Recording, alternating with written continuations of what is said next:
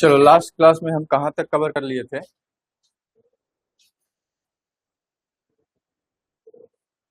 बताओ। Time value of money हम अभी बाद में कवर करेंगे, ठीक है। अभी पहले चैप्टर में ही कुछ टॉपिक को हम कवर कर लेते हैं। अभी इसमें functions of financial management cover कर लेते हैं और उसके बाद फाइनेंशियल गोल्स या फिर ऑब्जेक्टिव ऑफ फाइनेंशियल मैनेजमेंट, ये दो टॉपिक जब हम कवर कर लेंगे तो इसके बाद हम आगे चलेंगे, ठीक है। तो हेडिंग डालो, फंक्शंस ऑफ फाइनेंशियल मैनेजमेंट।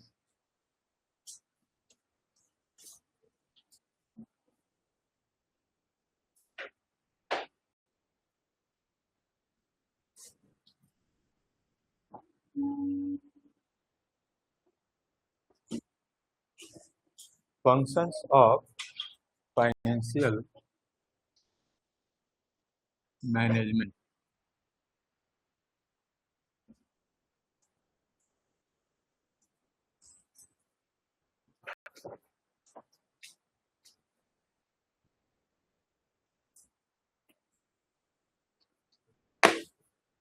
इसमें ध्यान दो, जो फाइनेंशियल मैनेजमेंट के अगर फंक्शन की बात करें या फिर एक फाइनेंशियल मैनेजर के एक्टिविटी या फंक्शन की बात करें तो दोनों चीजें हम सेम चीज के बारे में बात करें, ठीक है। यानी दोनों का आंसर क्या होगा, जो अभी हम डिस्कस करेंगे वन बाय वन करके सारे पॉइंट्स को, वो सारी चीजें सिमिलर होंगी। तो फाइनेंशियल मैनेजमेंट के फंक्शन हो या फिर किसी फाइनेंशियल मैनेजर का फंक्शन हो, वो सेम ही चीज है, ठीक है। तो जितने भी फंक्शंस हैं फाइनेंशियल मैनेजमेंट के, इसको हमने दो पार्ट में डिवाइड किया हुआ है, ठीक है। पहला है आपका एग्जीक्यूटिव फंक्शन और दूसरा आता है आपका रूटीन फंक्शन। तो पहले हम डिस्कस करेंगे कि फाइनेंशियल मैनेजमेंट के एग्जीक्यूटिव फंक्शन के अंदर कौन कौन से फंक्शन आते हैं और इसके बाद फिर बाद में रूटीन फंक्शन को डिस्कस करेंगे। तो एग्जीक्यूटिव फंक्शन के अंदर आ जाओ कि फाइनेंशियल मैनेजमेंट के एग्जीक्यूटिव फंक्शन के अंदर कौन कौन से फंक्शन आते हैं।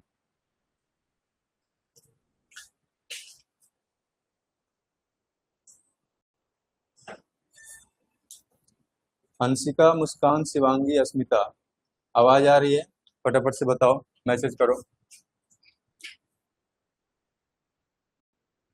Executive functions.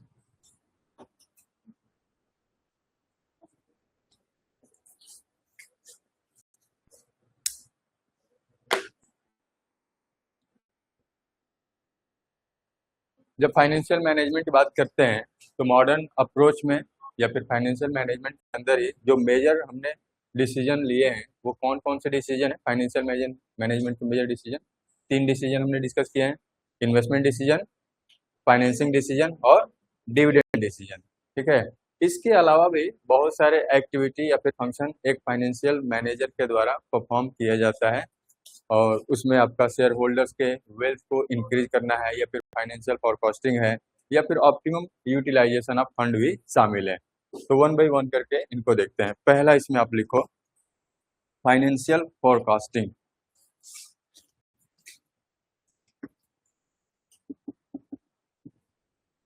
फाइनेंशियल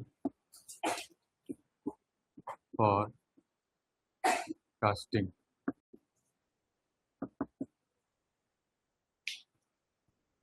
पूर्वानुमान लगाना। फाइनेंशियल नीड्स के बारे में बात करें कि किसी भी कंपनी के लिए, ऑर्गेनाइजेशन के लिए फंड की रिक्वायरमेंट क्या है, ठीक है, और इस फंड की हम किस तरीके से यूटिलाइजेशन करने वाले हैं। तो फाइनेंशियल प्लानिंग में आप बेसिकली क्या कर रहे हैं, आप पूर्वानुमान लगा रहे हैं, पहले से ही आप इस्टीमेट कर रहे हैं कि आने वाले टाइम में फर्म को या फिर बिजनेस को हमें एक्सपेंड करना है या फिर अलग अलग एक्टिविटी में फंड के मैनेजमेंट को हमें देखना है। तो हमें एक्चुअल में आने वाले टाइम में फंड की कितनी रिक्वायरमेंट होगी। तो ये सारी चीज़ें आप इसमें देख रहे हैं कि जो फाइनेंशियल मैनेजमेंट है या फिर फाइनेंशियल मैनेजर है, आने वाले टाइम में फंड की कितनी रिक्वायरमेंट होगी उसको एक्सेस किया जाएगा, उसको इवेलुएट किया जाएगा, प्लान किया जाएगा पहले से ही, ठीक है। तो फाइनेंशियल हम फोरकास्टिंग की बात कर रहे हैं क्योंकि आने वाले टाइम में कोई भी फर्म हो उसकी ग्रोथ इसी पे डिपेंड करती है कि आप फंड का मैनेजमेंट किस तरीके से कर रहे हैं, ठीक है। तो फंड के मैनेजमेंट में आपका पहले से ये चीजें पता होना चाहिए कि आने वाले टाइम में फंड की आपकी रिक्वायरमेंट कितनी है, as per your objective of the business, कि बिजनेस का ऑब्जेक्टिव क्या है। तो जो आपके नए फर्म या बिजनेस होते हैं, ये जो फाइनेंशियल फोरकास्टिंग है कि आपको फंड की रिक्वायरमेंट कितनी होगी, चाहे एक नया बिजनेस हम स्टार्ट कर रहे हैं या फिर एग्जिस्टिंग बिजनेस भी हो सकता है, ठीक है, दोनों तरीके की हम बात करेंगे। तो अगर कोई बिजनेस नया है तो ये जो डिसीजन है फाइनेंशियल फोरकास्टिंग का, ये किसके द्वारा लिया जाएगा, उस कंपनी के प्रमोटर के द्वारा। लेकिन जब बाद में अगर यही कंपनी पुरानी हो जाएगी, बड़ी हो जाएगी, एक्सपेंड कर जाएगी, तो इनके अलग अलग डिवीजन होंगे, फाइनेंस का डिपार्टमेंट अलग होगा, एचआर का अलग होगा, मार्केटिंग का अलग होगा। तो अब ये जो डिसीजन है, एक हम एग्जिस्टिंग बिजनेस की बात करें तो डिसीजन किसके द्वारा लिया जाएगा, जो फंड मैनेजर होंगे या फिर फाइनेंस एग्जीक्यूटिव होंगे, उनके द्वारा ये डिसीजन लिया जाता है। लेकिन इनिशियली जब फंड नहीं है तो फाइनेंशियल फोरकास्टिंग के फर्म के लिए डिफरेंट एक्टिविटी के लिए कितना फंड की रिक्वायरमेंट चाहिए होगी या फिर कितना फंड चाहिए, वो डिसीजन कौन लेता है, प्रोमोटर। ठीक है। तो प्रोमोटर जो कंपनी को स्टार्ट करता है या फिर जिसके पास कंपनी के लिए या फिर किसी भी प्रोडक्ट या सर्विस के लिए एक आइडिया होता है, हम उसको प्रोमोटर की बात कर रहे हैं। ठीक है, प्रोमोटर जानते हो, जो एक बिजनेस को स्टार्ट करने का इनिशिएटिव लेता है वो आपका प्रोमोटर कहा जाता है। लेकिन दूसरे तरफ अगर ऑलरेडी आपकी कोई गोइंग कंसर्न बिजनेस है, गोइंग कंसर्न मतलब पहले से बिजनेस आपकी चल रही है, तो जो प्रोजेक्ट है उसके रिगार्डिंग जो प्रपोज किया जाएगा फाइनेंशियल एग्जीक्यूटिव के द्वारा किया जाएगा। ठीक है।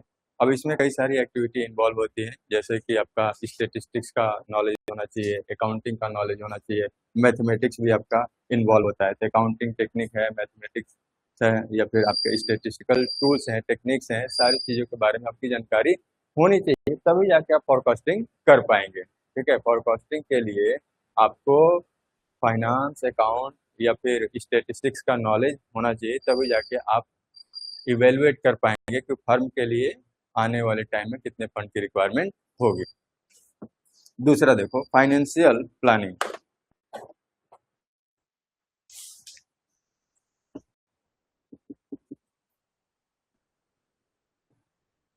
फाइनेंशियल प्लानिंग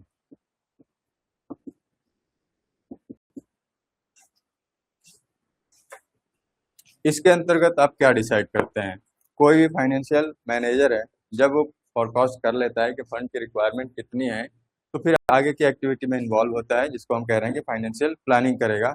और ये फाइनेंशियल प्लानिंग के अंदर क्या क्या किया जाता है, तो फाइनेंशियल ऑब्जेक्टिव डिसाइड किए जाते हैं कि फंड को हम कहाँ यूटिलाइज करने वाले हैं। पहले वाले में क्या आपने देखा कि अलग अलग एक्टिविटीज के लिए या फिर फंड को एक्सपेंड करने के लिए हमें या फिर फर्म को स्टार्ट करने के लिए कितने फंड की रिक्वायरमेंट होगी, तो उसी हिसाब से अब क्या करें, नेक्स्ट स्टेप में हम फाइनेंशियल प्लानिंग कर रहे हैं, जिसमें हम डिसाइड कर रहे हैं फॉर्मुलेशन ऑफ फाइनेंशियल ऑब्जेक्टिव। ठीक है, फाइनेंशियल ऑब्जेक्टिव फर्म के लिए क्या होगा, फंड का यूज कहाँ पे हम करेंगे, फ्रेमिंग फाइनेंशियल पॉलिसीज, उससे रिलेटेड पॉलिसी बनाए जाएंगे कि एग्जैक्टली हम किस तरीके से इसको यूटिलाइज करने वाले हैं, उसके रिगार्डिंग आपके पास नियम कानून क्या है, लीगल प्रोसीजर क्या है, या फिर पॉलिसी के अंदर अलग अलग चीज़ों को कैसे आप इवेलुएट करने वाले हैं। ठीक है, तो पॉलिसी के अंदर आप स्टैंडर्ड भी सेट कर सकते हैं कि कहाँ पे कितना फंड आपका यूटिलाइज होना चाहिए।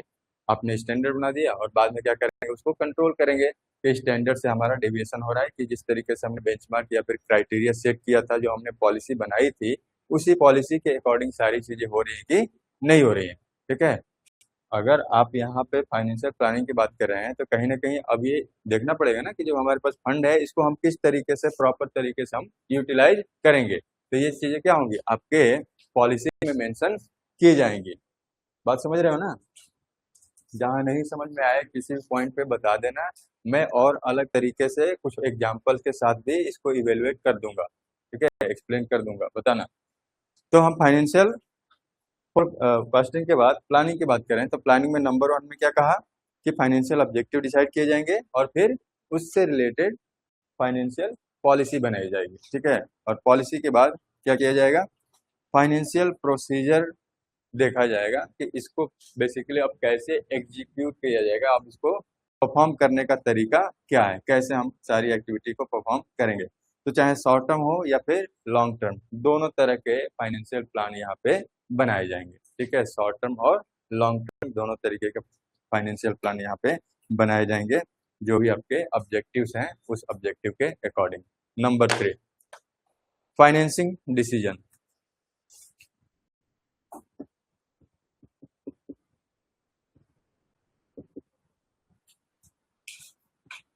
फाइनेंसिंग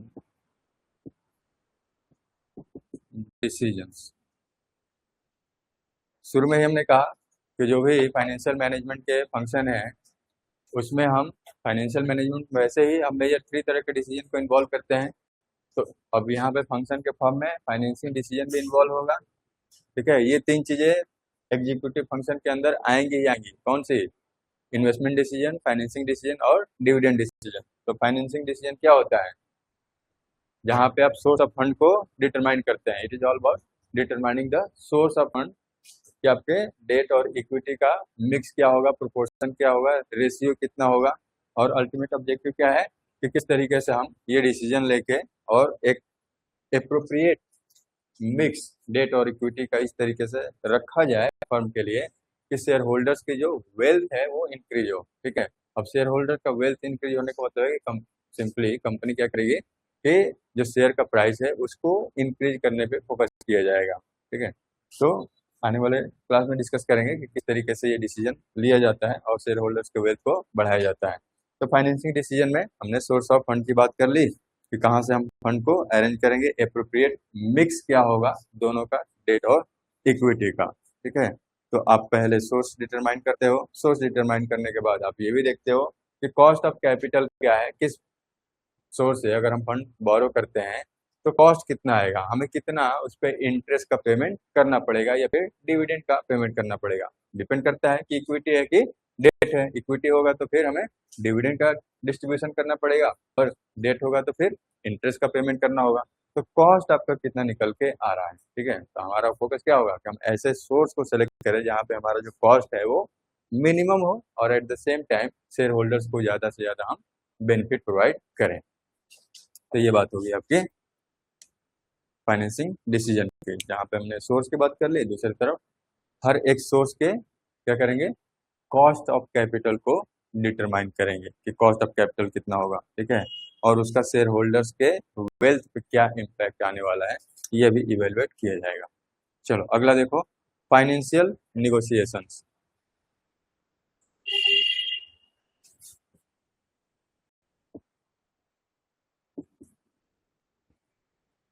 फाइनेंशियल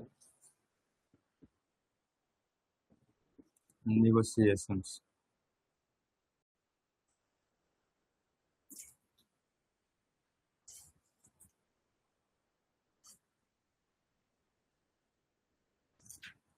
फाइनेंशियल निगोशिएशन,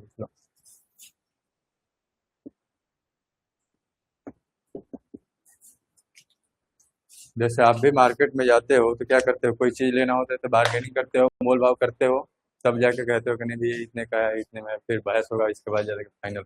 यहाँ पे फाइनेंशियल निगोशिएशन, जैसे आपने फाइनेंसिंग डिसीजन में क्या लिया कि चलो डेट हमें रेज करना है। ठीक है, हमें फंड बोरो करना है, तो आप जितने भी फाइनेंशियल इंस्टीट्यूशन होंगे, चाहे बैंक होगा या फिर आपके मर्चेंट बैंकर होंगे, जहाँ से भी फंड बोरो करना होगा, तो आप क्या करेंगे, निगोशिएट करेंगे टर्म्स एंड कंडीशन क्या होगा। आप इंटरेस्ट रेट, वो कुछ और बोलेंगे, आप कहेंगे नहीं नहीं हम इंटरेस्ट रेट कितना हम दे पाएंगे।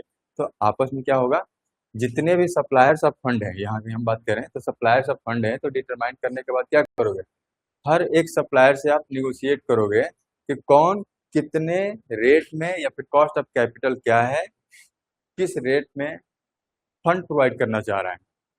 तो आपका काम क्या होगा कि हम कम से कम रेट ऑफ इंटरेस्ट पे फंड बोरो करें, यानी हमारा जो खर्चा है वो कम से कम जाए। तो इस वजह से आप क्या करेंगे, निगोशिएशन करेंगे। ये नहीं कि किसी ने कहा कि चलो ठीक है हम 10% इंटरेस्ट रेट पे आपको लोन दे देंगे ना, ठीक है, बाकी जगह 8% में मिल रहा था, आप वहाँ पे गए ही नहीं। तो एज ए फाइनेंशियल मैनेजर ये आपका काम इस तरीके से करना क्या हो जाएगा, गलत हो जाएगा। आपका काम क्या है कि बेस्ट अल्टरनेटिव फाइंड आउट करना, कि कहाँ पे आपको कम से कम रेट पे या फिर कॉस्ट ऑफ कैपिटल पे फंड अवेलेबल हो रहा है। तो फाइनेंशियल मैनेजमेंट कंटेक्ट करते हैं जितने भी आपके सप्लायर्स ऑफ फंड हैं, जहाँ से भी आप सोर्स कंसिडर कर रहे हैं कि कहाँ से आप फंड रेज कर सकते हैं, और फाइनलाइज करेंगे क्या चीज़, निगोशिएशन और टॉक्स के माध्यम से। ठीक है, उनको हम क्या करेंगे, बातचीत करेंगे, और बातचीत के माध्यम से जो भी टर्म्स एंड कंडीशन है हम अपने अकॉर्डिंग जो अप्रोप्रिएट होगा या फिर जो सुटेबल होगा वो कंडीशन, वो फिर शर्त हम रखेंगे। ठीक है, और उसी अकॉर्डिंग हम क्या करेंगे, उसको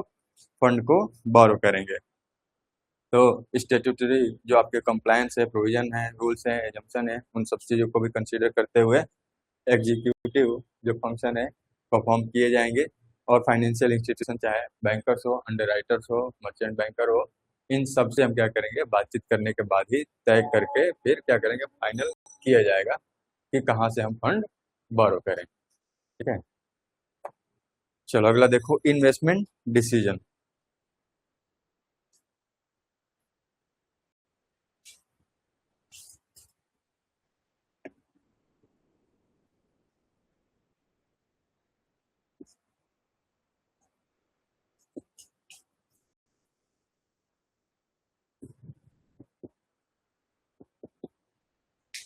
क्या चीज से रिलेटेड है investment decision? Hmm, investment decision क्या चीज से रिलेटेड है? Investment in long term asset and investment in short term. Decision जो हमारा रिलेट कर रहा है, decision related to investment in long term asset यानी फिक्स्ड एसेट, और investment in short term asset यानी करेंट एसेट। तो इनमें किस तरीके से इन्वेस्टमेंट किया जाएगा, कौन सा प्रोजेक्ट या फिर एसेट्स हमारे लिए बेहतर है, लॉन्ग टर्म डिसीजन में हम ले लेंगे। और शॉर्ट टर्म डिसीजन में हम ये देखेंगे कि वर्किंग कैपिटल मैनेजमेंट कैसे किया जाएगा, जो डे टू डे फंड की रिक्वायरमेंट है उसको कैसे मैनेज किया जाएगा। ना आपके पास एक्सेस फंड होने चाहिए, आइडल फंड, और ना ही आपके पास शॉर्टेज होने चाहिए। दोनों के बीच में क्या होना चाहिए, प्रॉपर बैलेंस होना चाहिए। तो वर्किंग कैपिटल मैनेजमेंट आपका होना चाहिए करेंट एसेट में। हम देख रहे हैं कि एफिशिएंसी को मेंटेन करके आपको रखना होगा। ठीक है, तो इन्वेस्टमेंट डिसीजन का मतलब है कि जो आपके पास फंड है वो फंड किस तरीके से डिप्लॉय किया जाएगा, अलग अलग इन्वेस्टमेंट अपॉर्चुनिटी जो आपके पास है, कितना फंड कहाँ पे यूटिलाइज करने वाले हैं। ठीक है, लॉन्ग टर्म एसेट में कितना फंड डिस्ट्रीब्यूट करेंगे, एलोकेट करेंगे, और शॉर्ट टर्म एसेट में आप कितना फंड डिस्ट्रीब्यूट करेंगे या फिर एलोकेट करेंगे। ठीक है, तो ये डिसीजन आपका इन्वेस्टमेंट डिसीजन के अंतर्गत आता है। ठीक है, इसके बाद जो आपके फिक्स्ड एसेट है उस पर डिप्रिसिएशन कितना चार्ज किया जाएगा, ठीक है, वो भी डिसीजन इसमें इन्वॉल्व किया जाएगा।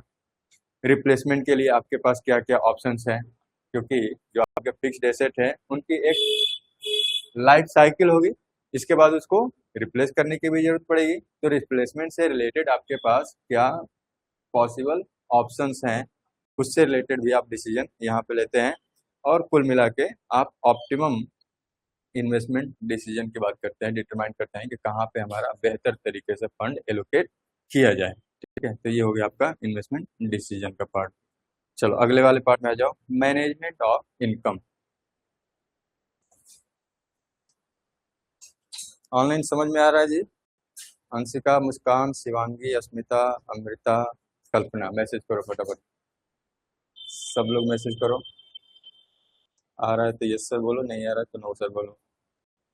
किसी टॉपिक पे रिवीजन चाहिए या फिर रिपीट करना है तो वो भी बताओ।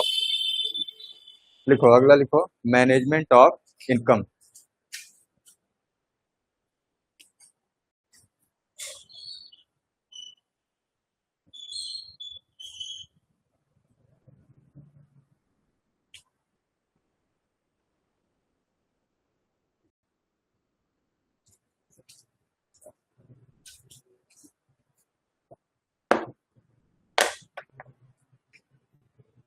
मैनेजमेंट ऑफ इनकम, जो भी इनकम हो रहा है आपको क्या करना है, स्टेटमेंट प्रिपेयर करना, एक्सेस करना, इवेलुएट करना कि एग्जैक्टली फर्म को कितना इनकम या फिर प्रॉफिट हुआ है, और प्रॉफिट होने के बाद इस इनकम को कैसे डिस्ट्रीब्यूट किया जाएगा, कितना रिटेंड अर्निंग के फॉर्म में रखा जाएगा, कितना डिविडेंड के फॉर्म में डिस्ट्रीब्यूट किया जाएगा। तो बेसिकली ये कौन सा हो गया, डिविडेंड डिसीजन वाला पार्ट हो गया। मैनेजमेंट ऑफ इनकम में आप क्या कर रहे हैं, यहाँ पे फाइनेंसिंग डिसीजन में फंड के सोर्स की बात कर ली, इन्वेस्टमेंट डिसीजन में कहाँ पे हमें फंड को यूटिलाइज करना है, जब आपको रिटर्न या फिर बेनिफिट प्रॉफिट होगा तो फिर इस प्रॉफिट को कैसे डिस्ट्रीब्यूट किया जाएगा, रिटर्न अर्निंग आपके पास कितना होना चाहिए, और या फिर डिविडेंड के फॉर्म में इसको कितना डिस्ट्रीब्यूट करना है। तो ये डिपेंड करता है कि फर्म के पास क्या क्या अपॉर्चुनिटी अपॉर्चुनिटी होगा तो रिटर्न अर्निंग के फॉर्म में रखा जाएगा, नहीं होगा तो शेयर होल्डर्स को डिविडेंड के फॉर्म में डिस्ट्रीब्यूट कर दिया जाएगा। तो इसमें बेसिकली आप क्या कर रहे हैं, मैनेजमेंट ऑफ इनकम में कि करेक्ट मेजरमेंट ऑफ इनकम, ठीक है, एग्जैक्ट यानी ट्रांसपेरेंसी के साथ और true and fair financial statement आपको यहाँ पे बनाने होंगे, मेजर करना होगा कि कंपनी को कितना इनकम हो रहा है और इसके बाद इनकम को कैसे बेहतर तरीके से डिस्ट्रीब्यूट किया जाएगा, डिविडेंड पॉलिसी आपकी क्या होगी, कितना डिविडेंड के फॉर्म में आपको फंड एलोकेट करना है या डिस्ट्रीब्यूट करना है। चलो आगे बढ़े। Management of cash flow, management of cash flows.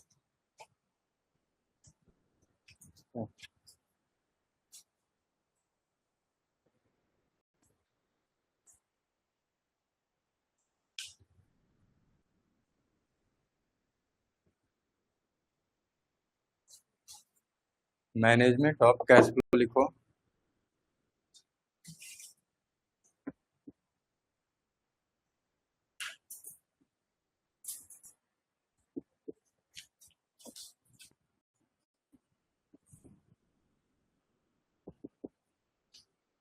Cash flow की जब आप बात करते हो तो हम इसमें दो चीजों के बारे में बात करते हैं, कैश इनफ्लो और cash outflow.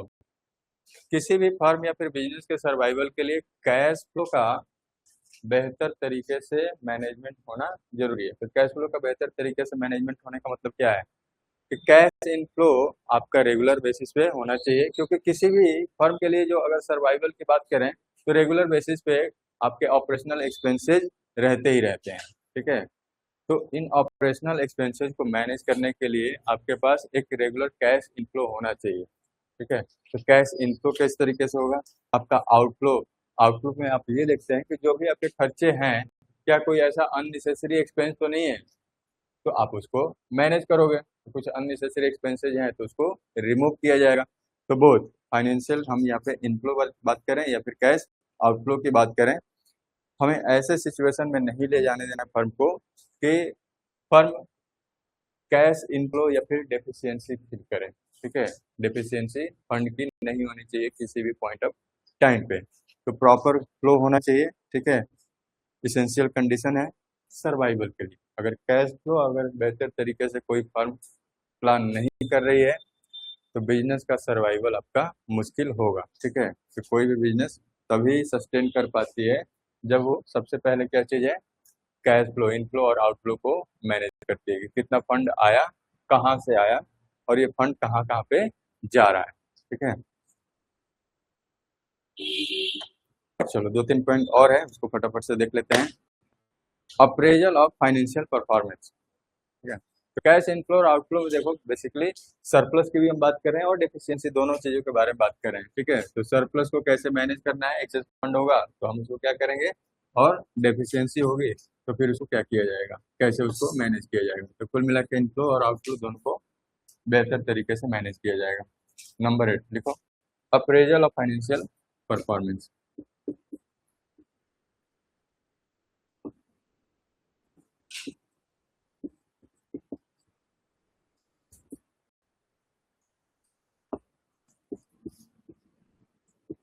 Appraisal of financial performance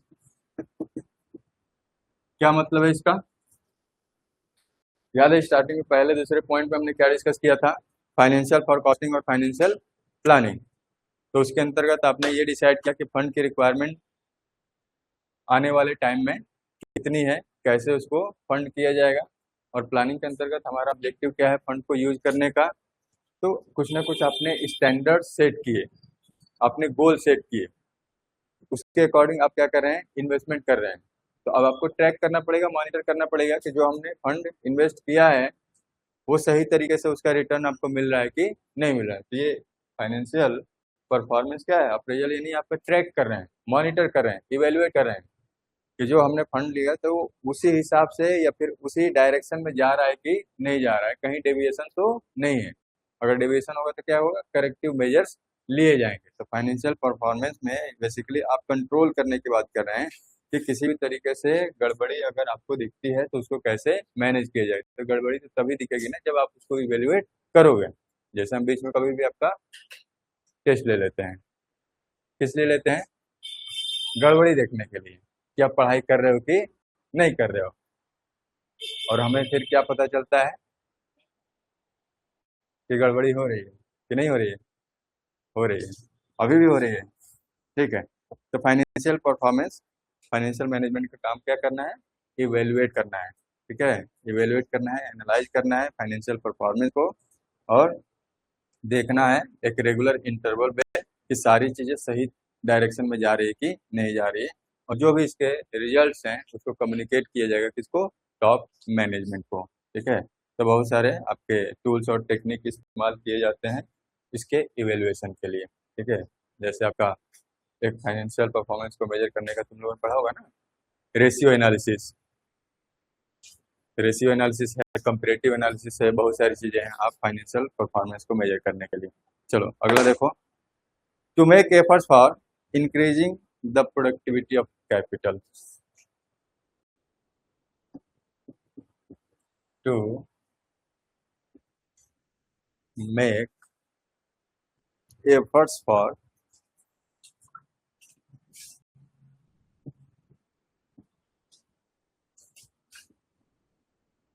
increasing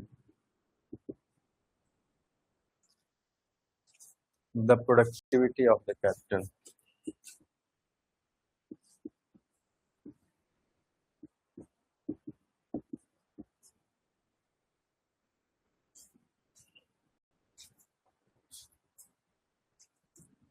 productivity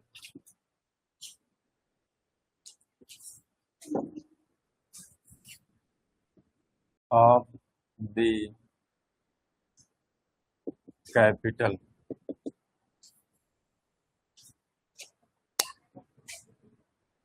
capital यानी हम फंड की बात कर रहे हैं। ठीक है, कि फंड का बेहतर यूटिलाइजेशन कैसे होगा, उसकी प्रोडक्टिविटी कैसे इनहेंस होगी। आपके पास अगर फंड है तो अगर अननेसेसरी पड़ा हुआ है तो क्या कोई अल्टरनेटिव है, कोई विकल्प है, कोई इन्वेस्टमेंट अपॉर्चुनिटी है जहां पे हम इसको और बेहतर तरीके से यूज करें कि हमें इस पे भी बेनिफिट मिल जाए। प्रोडक्टिविटी को इंक्रीज करना कैसे होगा? प्रोडक्टिविटी को इंक्रीज करने का काम कुछ ना कुछ आपको तरीके ढूंढने पड़ेंगे। और तरीके में क्या है? यहाँ पे कैपिटल के प्रोडक्टिविटी की हम बात कर रहे हैं ना। तो अगर आपने कहीं पे इन्वेस्टमेंट किया है, उससे अगर रिटर्न नहीं मिल रहा है तो क्या करेंगे? वहां से रिमूव करेंगे और दूसरी जगह इसको डिप्लॉय करेंगे। बात आ रही समझ में? तो प्रोडक्टिविटी को इम्प्रूव करने का यहाँ पे हम तरीका ढूंढ रहे हैं, डिस्कवर कर रहे हैं न्यू अपॉर्चुनिटीज ऑफ इन्वेस्टमेंट। ठीक है, आगे देखो, लास्ट देखो, executive function to advise the top management. To advise the top management. Financial management या फिर फाइनेंशियल मैनेजर का एक काम ये भी होता है कि टॉप मैनेजमेंट को एडवाइज किया जाए। अगर किसी भी तरीके से फाइनेंशियल प्रॉब्लम कंपनी फेस कर रही है तो उस प्रॉब्लम के पीछे जो भी लॉजिक है या फिर रीजन है, लॉजिक तो नहीं होगा, रीजन ही होगा। ठीक है, क्या प्रॉब्लम है, वो प्रॉब्लम क्यों हो रही है। जैसे अगर आप या फिर किसी को भी बीमारी होती है, बीमार होता है, तो डॉक्टर के पास जाते हैं तो डॉक्टर क्या कहता है? पहले देखता है, हाँ, कुछ अगर उसको लगता है कि हाँ ऐसी कुछ प्रॉब्लम है तो मेडिसिन लिख के दे देता है। इसके बाद भी अगर ठीक नहीं हुआ तो फिर क्या करता है? नहीं, वो फिर लिख देता है कि हाँ इस पैथोलॉजी में ये जांच कराओ, वो जांच कराओ, डायग्नोसिस करेगा। ठीक है, डायग्नोस्टिक सेंटर में आपको भेज देता है, पैथोलॉजी में भेज देता है कि ब्लड आप चेक कराओ या फिर शुगर चेक कराओ। बहुत सारी चीजें वो जांच के लिए लिख देता है। तो बेसिकली यहाँ पे भी क्या है, जो फाइनेंशियल मैनेजमेंट काम एक ये भी है कि डायग्नोस करें, इवेलुएट करें कि फाइनेंशियल प्रॉब्लम क्यों हो रही है, उसके पीछे रीजंस क्या है, उसको फाइंड आउट करना। ठीक है, तो डायग्नोज द प्रॉब्लम, पहली चीज कि प्रॉब्लम को फाइंड आउट करो, अगर है तो प्रॉब्लम क्यों है फाइंड आउट करो, और फिर उसका सॉल्यूशन क्या हो सकता है वो पता लगाओ। और फिर टॉप मैनेजमेंट को एडवाइस करो कि सर ये सारी चीज़ें दिक्कतें थी, इसका सॉल्यूशन ये हो सकता है। ठीक है, टॉप मैनेजमेंट हो गया एडवाइस करने का। तो बेस्ट अल्टरनेटिव या फिर बेस्ट सॉल्यूशन जो भी पॉसिबल सॉल्यूशन होंगे फाइनेंशियल मैनेजमेंट का क्या होगा, एडवाइस करना टॉप मैनेजमेंट को। तो ये सारी चीज़ें की जाएंगी किसी भी फंड मैनेजर के द्वारा, फाइनेंशियल एग्जीक्यूटिव के द्वारा, तो फर्म क्या होगा, कंपनी बेहतर तरीके से परफॉर्म कर पाएगी। ठीक है, तो इतनी सारी चीज़ें एक कंपनी को करनी होती है रेगुलर बेसिस पे। ये कौन सा है, ये एग्जीक्यूटिव फंक्शन है। ठीक है, ये टॉप लेवल के आपके एम्प्लॉय होते हैं। ठीक है, ये सारी चीज़ें उनके द्वारा परफॉर्म किए जाते हैं। तो अब बात कर लेते हैं कि लोअर लेवल जो एम्प्लॉय हैं वो फाइनेंशियल मैनेजमेंट में क्या करते हैं, उनका फंक्शन क्या है। तो ये तो आपका है कि जो फंक्शन है एग्जीक्यूटिव्स के द्वारा किया जाता है, टॉप मैनेजमेंट के द्वारा किया जा रहा है। कुछ ऐसे भी फंक्शन है जो रूटीन बेसिस पे या फिर डेली बेसिस पे किए जाते हैं, तो उसको हम नाम देते हैं रूटीन फंक्शन। ठीक है, तो ऐसा नहीं है कि ये सारी चीजें आपकी रेगुलर बेसिस पे की जा रही है। जैसे हम फॉरकास्टिंग की बात कर रहे हैं तो एक इंटरवल पे देख लिया जाएगा फॉरकास्ट करके, या फिर फंड की रिक्वायरमेंट है वो भी बीच बीच में देख लिया जाएगा, फर्म कैसा परफॉर्म कर रही है। आप रोज तो नहीं चेक करोगे ना, कैपिटल सही तरीके से यूज हो रहा है या फिर जो अप्रेजल है फाइनेंशियल परफॉर्मेंस का वो एक इंटरवल पे होगा। लेकिन कुछ एक्टिविटी आपके फर्म में है वो रेगुलर बेसिस पे हो रही होंगी, तो उसको हम कहते हैं रूटीन फंक्शन। और रूटीन फंक्शन किसके द्वारा किया जाता है, तो ये लोअर लेवल एम्प्लॉय है उनके द्वारा किया जाता है। अब यहाँ पे ध्यान से सुनना, ये जो एक्टिविटी है जो रूटीन फंक्शन है ये इतना ज़्यादा इम्पोर्टेंट है। ठीक है, ऐसा नहीं है कि लोअर लेवल एम्प्लॉय कर रहे हैं तो फिर इसका कोई अहमियत नहीं है या फिर कोई इम्पोर्टेंस ही नहीं है, ये बहुत ज़्यादा इम्पोर्टेंट है। क्योंकि ये जितने भी एग्जीक्यूटिव फंक्शन देखे हो ना, ये सारे एग्जीक्यूटिव फंक्शन रूटीन फंक्शन के बेसिस पे ही लिए जाते हैं। ठीक है, इसका जो बेस है वो क्या है, रूटीन फंक्शन। कि वो अगर सारी चीजें सही तरीके से चल रही हैं तो वेल एंड गुड, नहीं तो अगर दिक्कत है तो फिर यहाँ पे ये सारी चीजें करनी पड़ेंगी। ठीक है, तो रेगुलर बेसिस पे तो ये सारी चीजें नहीं करनी होती है, लेकिन रूटीन फंक्शन आपका रेगुलर एक्टिविटी है। चलो अगला हेडिंग डाल लो इसमें, एग्जीक्यूटिव फंक्शन के बाद रूटीन फंक्शन। बस 5 मिनट और, इसके बाद खत्म हो जाएगा, परेशान नहीं हो।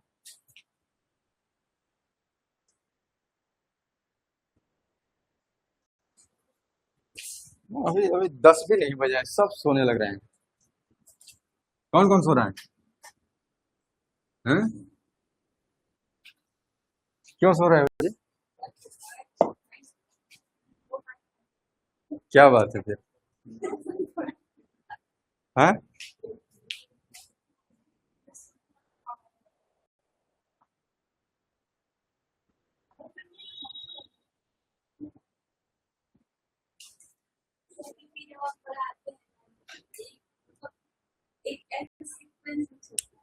अच्छा,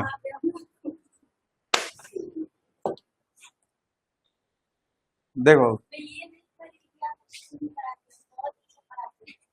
तो मैं तो कुछ कह ही नहीं रहा हूँ ना। नहीं नहीं, मैं वैसे नहीं सोचता हूँ। मैं सोचता हूँ कि मैं अच्छा पढ़ा रहा हूँ। ठीक है, ठीक है, बहुत अच्छा नहीं कह रहा हूँ। I am satisfied with my teaching style and teaching. और रही बात वॉइस की, ठीक है, देखो वॉइस में आपकी मेलोडी होती है ना, मैं उस मेलोडी की बात नहीं कर रहा हूँ। आपका जो वॉइस है, अब जैसे बोलते हो ना किसी को, वह भाई तुम मत बोल यार तेरा आवाज कर्कश है, चुभता है। ठीक है, तो चीजें हैं, तो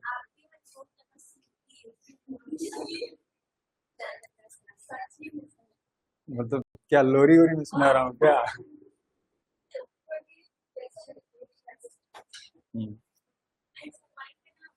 हाँ,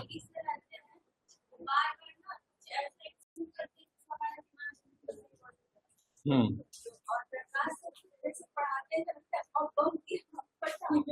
अच्छा, अच्छा,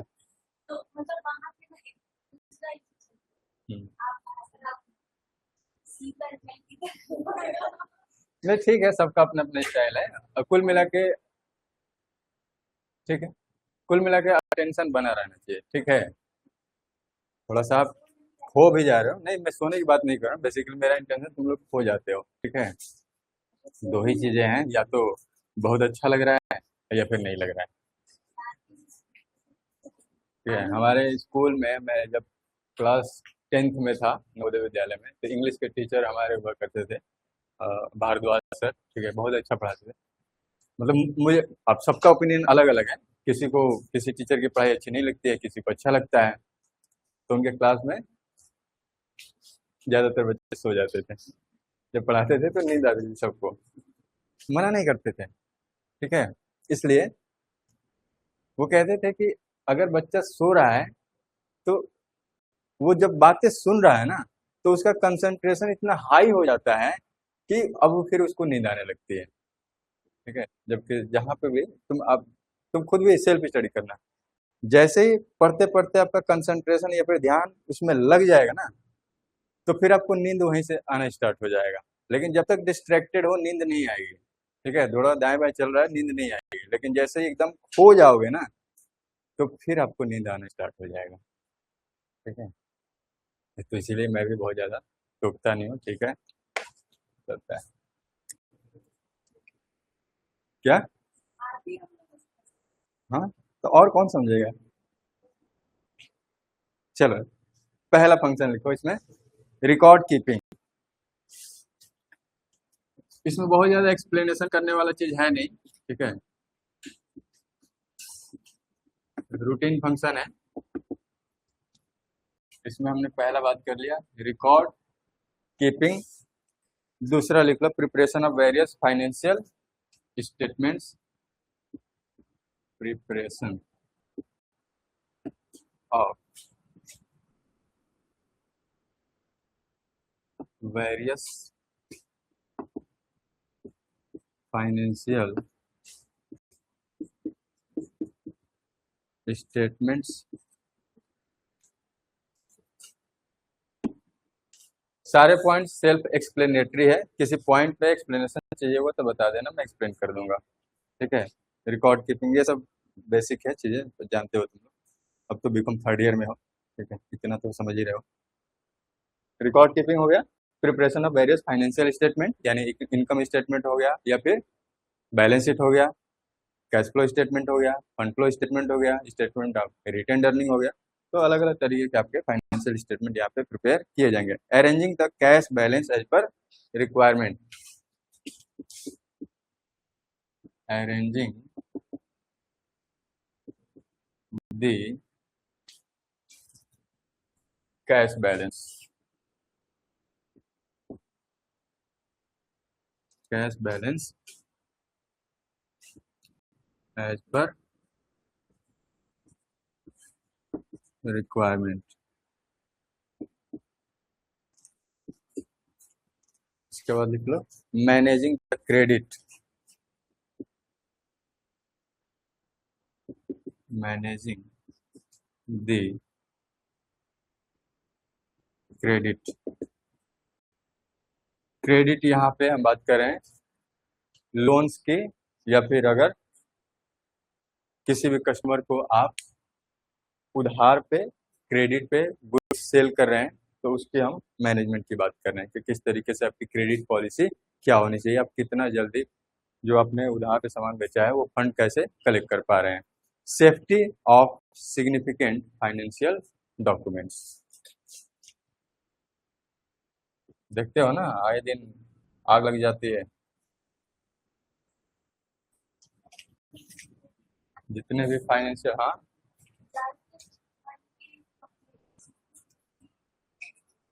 हाँ,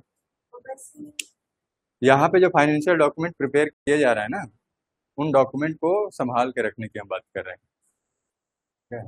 मैं आग लगने की बात ये किया, जैसे बहुत सारे आए दिन देख रहे हो ना कि गवर्नमेंट जो ऑफिसेज हैं, फाइल्स हैं, वो डॉक्यूमेंट्स है, कुछ इंक्वायरी की बात आती है कि चलो जांच किया जाए, तो आग लग जाती है। चलो तो लिख लो इसमें, सेफ्टी ऑफ सिग्निफिकेंट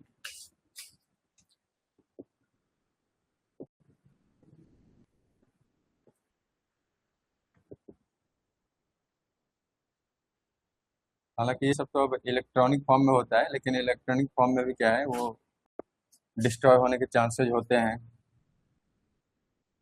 या फिर कोई हैक कर सकता है, चोरी कर सकता है। Safety of significant financial documents. चलो, ये पार्ट हमारा कंप्लीट हो गया, फंक्शन ऑफ फाइनेंशियल मैनेजमेंट। अब कल की क्लास में हम फाइनेंशियल गोल्स या फिर objective of financial management discuss करेंगे। तो इसको एक बार पढ़ के आना, ठीक है। इसमें दो आपके अप्रोचेज हैं, प्रॉफिट मैक्सिमाइजेशन ऑब्जेक्टिव और वेल्थ मैक्सिमाइजेशन ऑब्जेक्टिव। तो कल तुम लोग प्रॉफिट मैक्सिमाइजेशन ऑब्जेक्टिव है, इसको पढ़ के आना, ठीक है।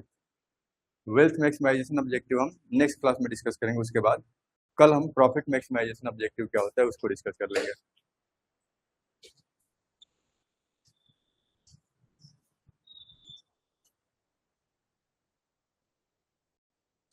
शिवांगी, किस टॉपिक में तुमको दिक्कत हो रहा है? एक बार वीडियो दोबारा से देख लेना, नहीं समझ में आए तो बता देना, अलग से समझा दूंगा।